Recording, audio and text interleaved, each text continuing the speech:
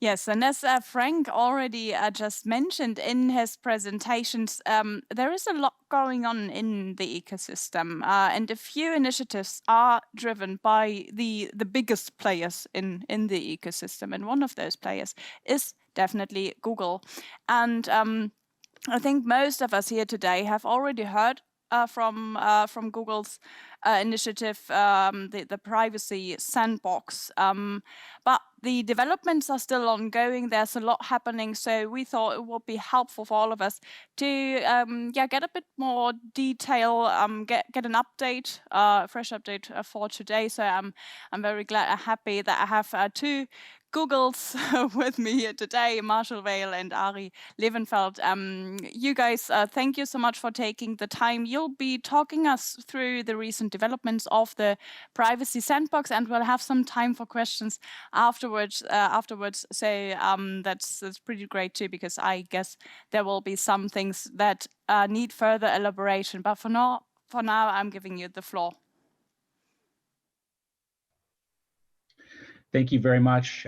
We really appreciate the chance to speak to you today about the Privacy Sandbox initiative, and hopefully you can see the slides that Toby is presenting here.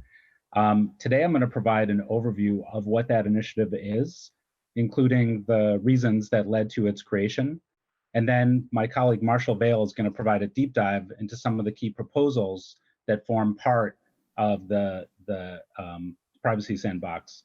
Now we want to just a second. I'm so sorry. I have to interrupt you. I'm not seeing the slides, and I'm guessing our audience cannot see them either. Is it now online? Okay. Yeah. Now I see it. Thank you. I apologize for that. I apologize. It must be there's transatlantic lag, I think. I apologize for that. Now it's working perfectly. Thank you. Very good. Very good. Just quickly, we want to stress that these proposals that we're going to talk about today are under development, and we expect them to continue to evolve. We particularly hope that others in the industry, folks who are here today, are going to contribute to shaping them, and that we'll learn from the feedback, including what we hear from everyone today. So going on to the next slide. So let's begin by recognizing the current state, and it sounds like you all have spoken a little bit about that already. Today's web just doesn't meet the privacy expectations of users, regulators, or many privacy-forward companies that exist. And nowhere is this more true than in Germany, in my opinion. Nations around the world look at Germany as a leader and an example of how to strike the right balance when it comes to privacy and commerce for its people. It doesn't mean that the matter is solved, but compared to many other countries, I believe German companies in particular seek to prioritize the value of their customers' privacy. And this overall crisis of trust is something, though, that impacts everyone around the world, regardless of where they live, as users, businesses, and stakeholders in the web. It's an ecosystem challenge, which requires an ecosystem-wide response. As Google and Chrome, we don't see this as a healthy or sustainable state. And as an industry, we need to do better. However, there's no easy solution for this. To end unwanted cross-site tracking, the web needs to move away from third-party cookies and other covert techniques like fingerprinting.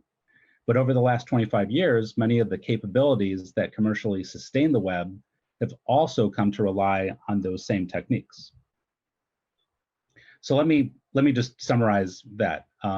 Privacy Sandbox seeks to improve privacy while at the same time commercially supporting publishers, advertisers, and users through collaboration. Both are essential, the privacy piece and the commercial support piece, for keeping the web healthy. It doesn't work if you just have one or the other. At Google, we recognize that we're not the first company to try and do something about cross-web tracking. Without the ability to use cookies to support their sites, some have resorted to other methods like device fingerprinting that are opaque to users. This is a practice that doesn't benefit from controls that currently exist for those users. Fingerprinting and other means of getting around privacy-preserving technology is the wrong direction. It further erodes trust and it's going to result in the door being slammed on digital advertising, which is what sustains many of our businesses. I want to focus for a moment on a key difference between Privacy Sandbox and other initiatives from other companies to build and release privacy-enhancing technologies. Despite those trying to claim as much, Privacy Sandbox is not Google unilaterally imposing its will on industry. It only works if companies collaborate on solutions that work for everyone. Because if you think about it, if those solutions aren't adopted by all of industry, the project just doesn't work. It doesn't work for anyone, including Google. As some of you know, the UK's CMA is actively looking at Privacy Sandbox. And in June, they released a set of draft commitments for how the development of Privacy Sandbox should proceed. Those commitments, when they're complete, codify the importance of transparent consultation with industry, something we fully agree with. They also codify the answer to a common question that we hear. Isn't Privacy Sandbox just a way for Google to create an unfair advantage and raise the walls of its garden? That's false, but also doesn't make any sense. Why would we go through the trouble and massive effort of standing up Privacy Sandbox if we weren't interested in creating something that works for the industry? The CMA commitments help emphasize this point. Google gets no special advantage from the project. And when it's finalized, we're committed to applying them globally, not just in the UK where the CMA is based.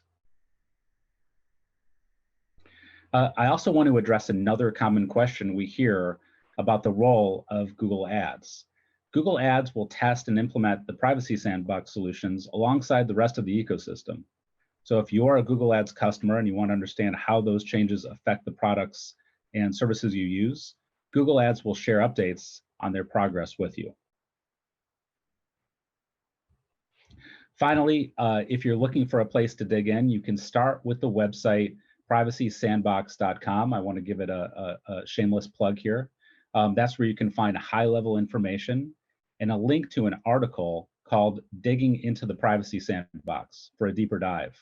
We update the site very regularly, about once a month, with new information about the progress of the project and resources for you. And on that note, I'm going to hand things over to my colleague, Marshall Vale, who's going to explain the nuts and bolts of Privacy Sandbox. Thank you very much, Ari. It's a real pleasure to speak with you all today. My name is Marshall Vale. I am the lead product manager for the Privacy Sandbox in Chrome. So I want to start with a little bit of background on what the Privacy Sandbox is and why we're creating it. The Sandbox is being developed to support and collaborate on improving privacy for our users and on the evolution of online advertising, while also ensuring the free and open internet is supported and available. So, if we look back, the way the online advertising system has developed over the last 20 years was, frankly, ad hoc and organic. It was mostly driven by the evolving needs of publishers and advertisers, developing the technology at the same time wherever and whenever they saw opportunities to create value. Realistically, this is not how we or you would have built the system if we were designing it from scratch now. But yet over time, the value provided by personalized advertising online in both supporting a richness in web content for users and its place in the economy have become clear. What has also become clear is that there is a crisis of trust. More transparency is needed. And that some of these legacy practices are no longer really sustainable. Simply put, our users are demanding directly more privacy while online. Broad public expectations have shifted, and European and international companies have evolved their practices. So before proceeding, I'd like to clear up a common misunderstanding of what the Privacy Sandbox is. Most people think of a sandbox as a place to experiment, but in this particular engineering term, it can also mean a protected environment. So the Privacy Sandbox refers to the principle that your information should be protected from cross-site tracking as you move around the web. And Privacy Sandbox proposals are ideas for new technologies that supports this principle. anyone can offer privacy sandbox proposals, not just Chrome. So as I said, the Sandbox is an initiative to collaborate with stakeholders on the development of open standards to fundamentally enhance privacy on the web. Now, we will do this by replacing some legacy practices with new privacy-preserving mechanisms that support the use cases that enable the web today, while also being respectful of our users. The Privacy Sandbox is organized around proposals, potential technical solutions that aim to satisfy certain use cases, what needs solving, in a new privacy-safe way. Use cases such as online advertising from ad targeting and measurement, or security such as login or fraud detection must be sustainable while preserving user privacy. Of course, traditionally these mechanisms have relied on third-party cookies, but over the past few years, we've seen other browsers introduce privacy features that take a more blunt approach to third-party cookies, as Ari mentioned earlier. This has unfortunately led to a growth in covert tracking of users via techniques such as fingerprinting. This also means we must explore new methods of combating fingerprinting and the tracking of users across sites in order to enable these new privacy-safe methods to be effective in supporting the web. But how are we going to accomplish these new privacy-safe methods? At the heart of the Sandbox proposals are the principles of data minimization and privacy by design. So, for example, some specific techniques include aggregation or adding noise or adding delays to make it sufficiently difficult to track a user across sites. Our overview today of these many proposals will show how these are kind of put into practice. So at a super high level, the Privacy Sandbox is attempting to change how data is tracked and shared at an individual level across all companies to having only aggregated or anonymized data made available. To understand where we're going, let's take a look at where we are today. Third parties use cookies and fingerprinting to identify people across sites and target individual users, while the user's browser stores and provides their third-party cookies on request.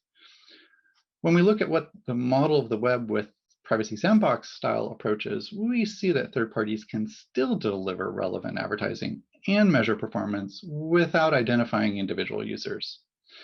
Now, the user's browser works with the Privacy Sandbox APIs that it contains to aggregate and anonymize user activity before sharing them with third parties. And this is what we see as a different for the approach of the Privacy Sandbox. We need to find a way to ensure both user privacy and ecosystem health. It shouldn't be one or the other. We need both. So now that we talked about the why of the Privacy Sandbox, let's talk a little bit about the what. We must address both pillars. Addressing third-party cookies and covert tracking is important to reestablishing trust with users. Being able to address covert tracking while still helping the web, be the low-friction experience that it classically has been, will be key to ensuring that users continue to use the web as an important tool for information and commerce. But you can't just address tracking without enabling the key use cases that keep the web working. Now, academic studies and meta-studies show that the economic drop-off for sites is significant. Thus, we need to leverage modern privacy technologies to help support these key use cases, such as relevant ads and content, measurement and attribution, fraud detection, and federated login, to just name a few. Now let's take just a look at the specific areas and their proposals. We continue to strengthen the first-party cookie protections and help address the needs of first-party brands while supporting best security practices across multiple domains. Audience selection covers from prospecting, top of funnel, interest group related advertising with a proposal around Flock. Similarly, more bottom of funnel approaches such as remarketing is currently covered with our Fledge proposal, an evolution of earlier proposals that included many great contributions from many ad tech companies from Europe and other places. So, what is selecting a relevant ad for a user without being able to measure or provide attribution? So to address this need, we have a series of proposals to provide support for conversion measurement, both with event and aggregate-based data. The aggregate reporting can facilitate other privacy sandbox primitives to provide even reach capabilities. Unfortunately, fraud and click spam are problems on the web, and thus, in order to provide trust signals to the bid stream, we have a proposal called trust tokens, which shares an extremely limited amount of information across sites to help fight bots and spammers by signaling high trust users. Now, the proposals for limiting data collection help reduce information that can be actively or passively collected by a site in order to fingerprint a user. This includes the concept of a budget or privacy budget for calling web APIs before the user becomes identifiable via the amount of entropy provided by those APIs. Additionally, one of the biggest sources of that identifying information are IP addresses, and thus we have two different proposals that take either a more default technical approach or potentially an audit-based approach for scaled providers. And finally, but not least, login methods such as a single sign-on or federated identity with a web ID proposal. A couple of points to note. Some of these have been proposed by Google, but some by others in the web community. This is not a final list. Chrome will continue to publish new proposals to address additional use cases, and we hope others do too. Lastly, in practice, the end-to-end flows will incorporate several of these APIs together. There is no single proposal that encompasses the entire replacement for third-party cookies. So how does it work? Let's take a very sort of simple example here and look at event-level conversion reporting. So for event-level reports, this is a flow we're talking about. For some of you who might be familiar with this diagram from our public documentation. So when a user clicks on an ad on a publisher site, the impression is registered with the browser. Later, when the user performs a conversion action on the advertiser site, the advertiser registers the conversion with the browser. Basically, the way this works is that then the browser joins the click time data and the conversion side data on ad tech's request. The privacy techniques in this particular proposal include a limit on the number of bits for the conversion event, some noise, and a delay in the reporting being sent after a conversion event. So as I mentioned earlier, the Privacy Sandbox is an open initiative for the whole web. A key aspect of this vision is developing solutions that can be supported across the whole web, including by other browsers. This means inviting the whole web community, which includes browsers and technology companies and industry representatives and other bodies such as everyone here, to help refine Chrome's ideas and propose their own. Chrome's proposals are being refined through this public and transparent web standards process. In fact, this is historically how this broad web community collaborates to develop new web capabilities. It's extremely important that ecosystem voices are heard in these public forums. They're very much needed. They raise use cases and share perspectives directly and independently. For some, this might mean learning to navigate forums that are unfamiliar, but these forums are where the collaboration is happening. In fact, we've been particularly pleased with the participation and Privacy Sandbox proposals from community members across Europe and North America and Asia.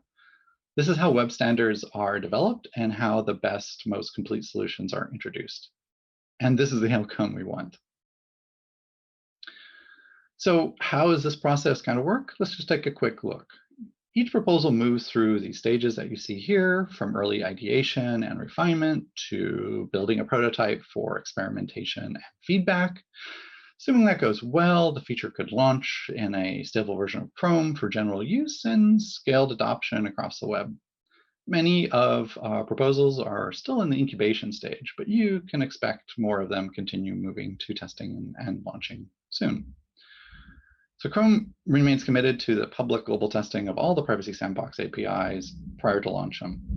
As an ecosystem, we need to solve for a lot of valid existing use cases on the web for third-party cookies before we can phase out support.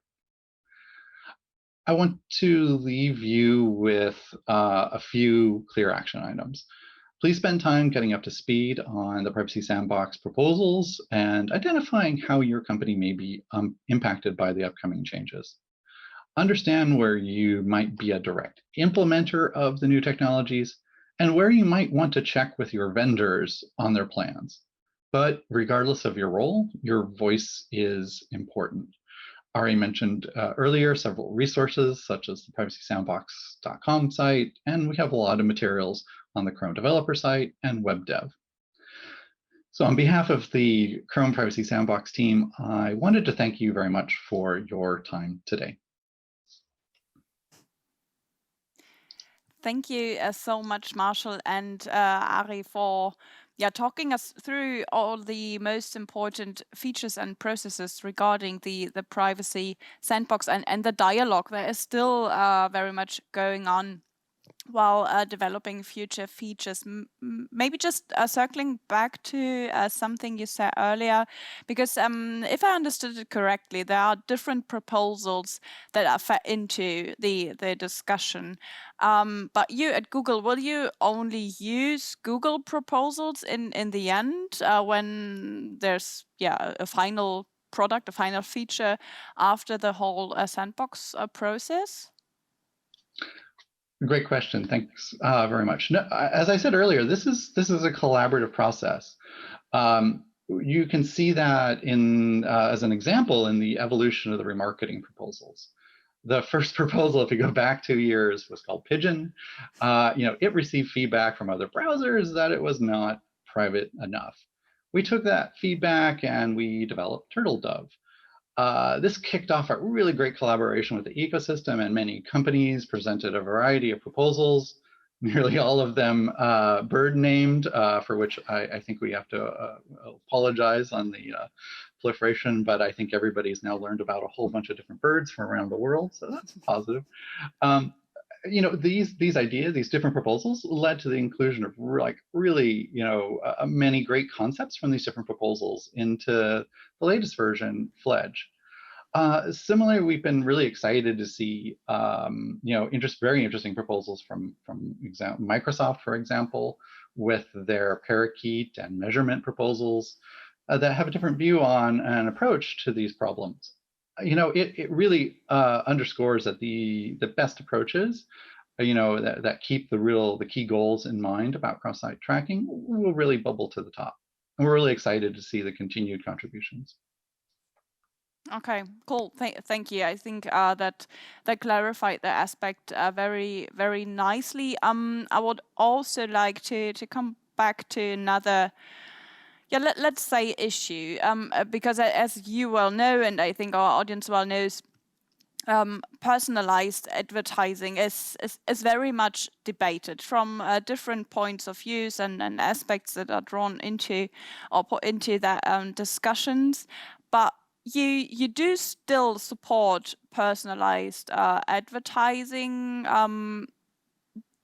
Don't you think that contextual advertising would be more privacy friendly, or are there, I don't know, do they all need to have a place in the ecosystem? What's your vision on that, seeing what you have already been discussing in the Privacy Sandbox discussion earlier? Yeah, I can answer this one. And we hear this question quite often. I think probably many of the people in this room or at this conference hear this question quite often.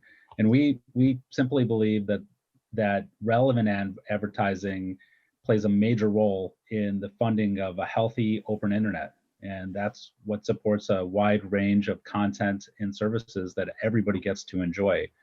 And we know from external research and our own data that relevant ads benefit everyone in the ecosystem. That includes users, because they have a better experience, because the ads are actually helpful and useful to them, and publishers and advertisers that see stronger outcomes for their businesses. And whether ads are based on a user's interest data or purely based on contextual indicators, data collection and sharing for measurement and reporting purposes is still necessary. That's something that's been true since before digital and goes back a century. So this is an accountability measure Measurement is an accountability measure that helps ensure that everyone delivers value for their advertisers who pay for any type of advertising that meets a specific criteria. In fact, in the United States, there's a specific media ratings council that has strict certification standards for companies that provide reporting data to their customers, whether the ads are served as a result of personalization or contextual data. Measurement data is still required. So I think it's important for those that question the importance of whether or not personalization is better than contextual, still understand that data will be required for the advertising to be served.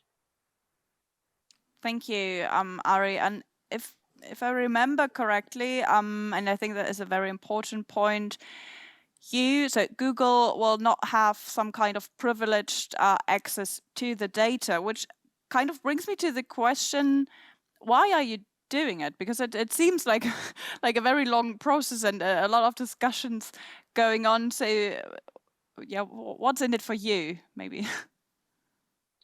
Yeah, I mean, I ask myself that every morning when I get out of bed. But in all seriousness, hopefully it came through from some of my remarks at the beginning that we believe that the digital ads industry is at an inflection point. User attitudes are changing. Technology companies are starting to move away from supporting third-party cookies. That's something that happened before Google launched Privacy Sandbox. That started a few years ago. And regulations are changing very quickly. In fact, in the EU right now, there's a call from some in Parliament to ban targeted ads, to include a provision to ban targeted advertising in the Digital Services Act. There are those who are equating personalized advertising with what they refer to as surveillance capitalism. So these are calls that we don't think we should ignore. There's an attitude by those who we think benefit from digital advertising for us to reevaluate the way that we do business. And so if we were to choose to ignore it, then it's possible that our business models would go away. That's something that would affect all businesses, including Google. And this is why we think that we collectively need to do something about it. So there's so much going on, so much new regulation, and privacy movement happening anyway, that you decided to be part of the movement, basically. I think that's a nice statement to conclude this session. Thank you, Marshall and Ari, for taking the time today, for talking us through the Privacy Sandbox, for answering my questions or our questions. And I hope that we keep in touch. We have been talking about the Privacy Sandbox a lot over the years now. And I think it's an ongoing discussion, and we very much like to be a part of that discussion too. So I hope to see you again soon. But for now, have a great day and thanks. Thank you.